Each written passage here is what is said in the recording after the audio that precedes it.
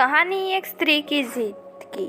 मेरी आंखों से आंसुओं का झरना बह रहा था और मन सोच रहा था, ये स्त्री का कौन सा रूप है जो मैंने आज देख रही हूँ और 10 साल पहले भी देखा था। सूरज ढलने और चांद निकलने के साथ शाम खूबसूरत लग रही थी, लेकिन खिड़की से अंदर आ रही कोमल हवा मुझे सुकून नहीं दे रही थी। ऐसा लग रहा था जैसे सूर्य अस्त हो रहा है और चंद्रमा मेरे साथ उदय हो रहा है।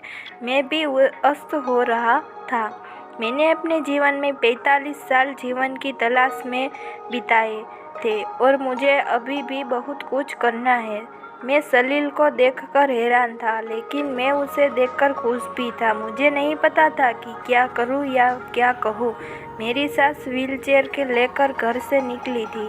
सलील को देखकर वह रोने लगी। सलील उसके पास गया और उसे गले लगा लिया। फिर उसने कहा कि वह अब मुझे बहुत बात नहीं करना चाहता।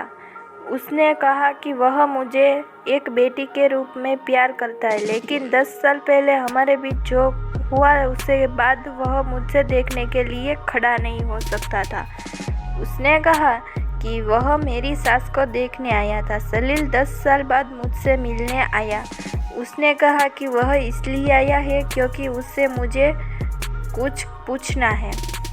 उसने मुझे बताया कि उसने 10 साल पहले मुझसे प्यार किया था, लेकिन किसी और ने मेरा दिल जीत लिया था। आज उन्होंने कहा वह मुझे यह बताने के लिए मुझसे मिलने आया था, लेकिन उन्हें खेद है और मेरी क्षमा मांगने के लिए मैं आंसू बहा रहा था, क्योंकि मैं उस महिला के बारे में सोच रहा था जिसे मैंने 10 साल पहले देखा था, जिसने ठीक वैसा ही किया जैसा आज मैं इस महिला को देख रहा हूँ। इस महिला ने अपने ही बेटे के अन्याय के खिलाफ अपनी बहू का साथ दिया।